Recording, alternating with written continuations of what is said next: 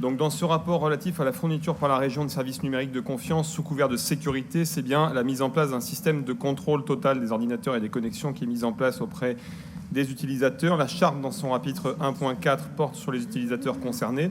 Elle entend par utilisateur toute personne autorisée à se connecter aux ressources informatiques. Elle concerne bien sûr les salariés, les agents titulaires ou contractuels présents sur un site régional, les stagiaires saisonniers, les apprentis, les services civiques.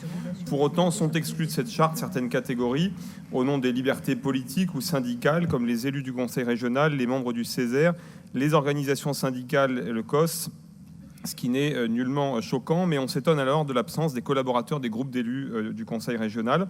On s'interroge sur la pertinence de ne pas avoir exclu de la soumission à cette charte les collaborateurs de groupe et par contre d'y trouver les organisations syndicales. Les collaborateurs d'élus ont un rôle éminemment politique auprès des élus et de leur groupe. L'acuité du danger aussi de ne pas avoir exclu ses collaborateurs lorsqu'on lit l'article 3.3 où il est indiqué dans l'illicite ou fautif que notamment l'usage à des fins de propagande politique peut faire encourir une sanction prévue. L'article 5.6 sur intranet, espace collectif, lorsqu'il stipule que l'utilisation par l'agent des réseaux sociaux hors des missions qui lui sont affectées est tolérée, toutefois il s'expose à des risques et périls à une procédure disciplinaire en cas de manquement au devoir de neutralité.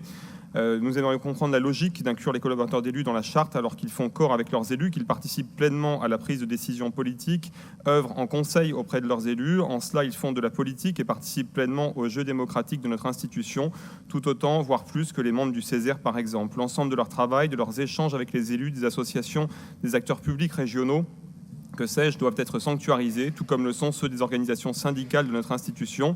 Si d'aventure vous refusiez notre amendement, il apparaîtrait clairement que ce serait un flicage des collaborateurs que vous engageriez. Cette position adossée au recrutement de l'ex-DSI de la région Rhône-Alpes-Auvergne. J'invite d'ailleurs les élus de votre majorité à se renseigner sur les pratiques à l'époque en région Rhône-Alpes-Auvergne. N'en serait donc que le plus simple aveu. Le contrôle des collaborateurs, et j'en termine, des collaborateurs d'élus et à travers eux des élus, de leurs échanges mails, des sites qu'ils consultent, serait une atteinte grave à la liberté politique qui, dans une démocratie, doit être aussi préservée que la liberté syndicale. Je vous remercie.